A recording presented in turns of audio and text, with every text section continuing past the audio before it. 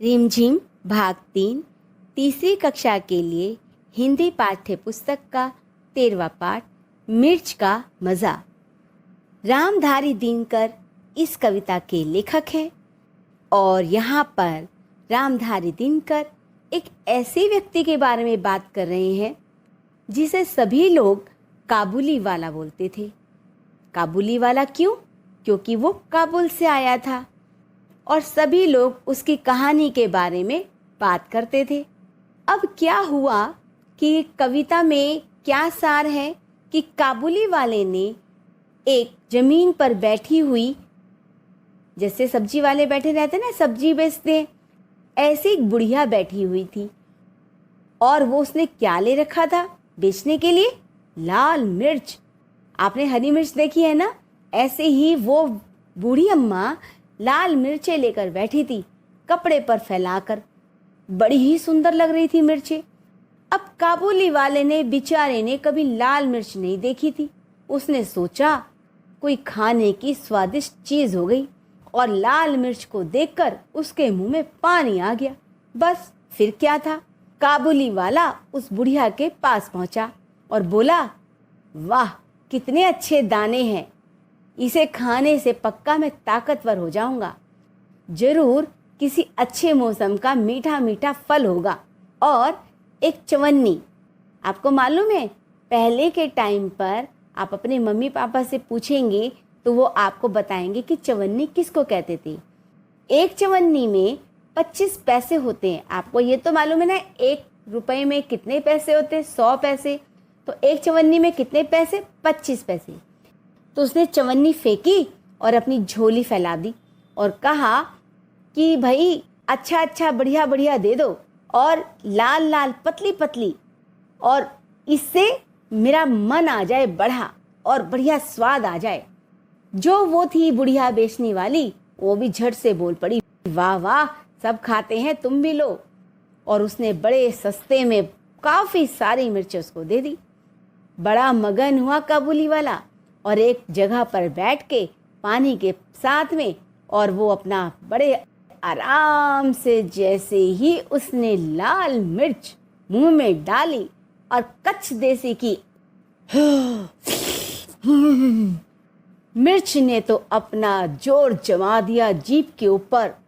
सारा मुंह जल गया, आंखों से पानी बह गया, नाक से भी पानी बह गया और काबुल वाले की तो बस हालत खराब। लेकिन काबुली वाला फिर भी मिर्ची खाए जा रहा।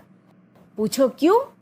वो इसलिए, उसने सोचा कि मैंने इनको पैसे में खरीदा है, अब इसको मैं बेकार तो कर नहीं सकता, इसीलिए सारी खा ही लेता हूँ।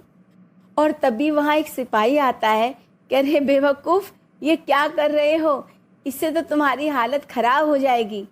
काबुली वाले ने सिपाही से कहा, जाओ जाओ तुम अपना काम करो, अरे मैंने इसके ऊपर पैसे खर्च किए हैं, ऐसे ही थोड़ी छोड़ दूंगा।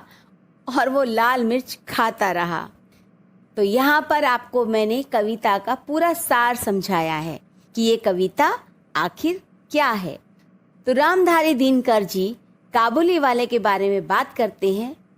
एक काबुली वाले की कहते हैं लोग कहानी, लाल मिर्च को देख गया भर उसके मुंह में पानी। सोचा क्या अच्छे दाने हैं, खाने से बल होगा, यह जरूर इस मौसम का कोई मीठा फल होगा। एक चवन्नी फेंक और झोली अपनी फैलाकर, कुंजन से बोला बेचारा जो त्यों कुछ समझा कर। क्यों? क्योंकि उसकी भाषा कुछ अलग थी, क्योंकि वो काबुल से आया था। लाल लाल पतली धीमी, लाल लाल पतली झीमी हो चीज अगर खाने की, तो हमको 2 तोल छिमिया फकत 4 आने की। हाँ यह तो सब खाते हैं, कुंजन झट से बोली, और शेर भर लाल मिर्च से भर दी उसकी झोली। मगन हुआ काबुली फली का सौदा सस्ता पाके, लगा चबाने मिर्च बैठकर नदी किनारे जाके। मगर मिर्च ने तुरंत जीभ पर अपना जोर दिखाया, मुंह सारा जल उठा, आंखों में जल भर आया। पर काबुल का मर्द लालची मी से क्यों मुख मोड़े, खर्च हुआ जिस पर उसको क्यों बिना सदाए छोड़े। आंख पोंछते दांत पीसते रोते और रिसियाते, वह कहता ही रहा मिर्च की छीमी को सिसियाते। इतने में आ गया उधर से कोई एक सिपाही, बोला बेवकूफ क्या खाकर यूं कर रहा तबाही। कहा काबुली ने मैं हूँ आदमी न ऐसा वैसा, जा तू अपनी राह सिपाही मैं खाता हूँ पैसा। यानी मैंने इसमें पैसे खर्च किए हैं तो मैं इसको बेकार नहीं करूँगा। तो आपको मज़ा आया ना मिर्च खाने का या कविता सुनने का? मिर्च खाने वाली कविता सुनने का मज़ा आया। तो यहाँ पर आपको फिर से बताती हूँ एक वचन और बहुवचन। यहाँ पर मैं आप लोगों को एक वचन बहुवचन के बारे में इतने सारे पार्ट में बता चुकी हूँ। तो अब मैं सिर्फ और सिर्फ आपको ये बोलूँगी कि आप इनके बहुवचन बनाएं और कमेंट बॉक्स में लिखें कौन कौन से। कहानी, इसका बहुवचन, यानी जो जो शब्द मैं बोलूँगी उन सब का बहुवचन आपको बनाना पड़ेगा। कहानी, दाना, मिर्च, फली, झोली, नदी और छीमी। ठीक है, इन सब के आपको क्या बनाने पड़ेंगे? बहुवचन। और आपको विलोम शब्द भी, जैसे मीठा, तो उसका क्या हो जाएगा? खट्टा भी हो सकता है और कड़वा भी हो सकता है। आपको जो अच्छा लगे आप लिख सकते हैं।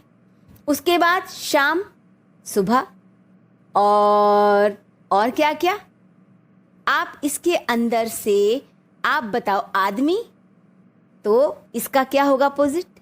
सिपाही, इसका अपोजिट क्या होगा? विलोम या लिंग बदलो भी हो गया इसका, मर्द। इस तरीके से आपको विलोम शब्द, लिंग बदलो, एक वचन, बहुवचन। ठीक है, तो आप मुझे झट से कमेंट बॉक्स में लिखकर भेजेंगे। अगले लेसन के लिए फिर से आपसे मैं मिलूंगी Sangeeta. Stay home, stay safe, bye bye.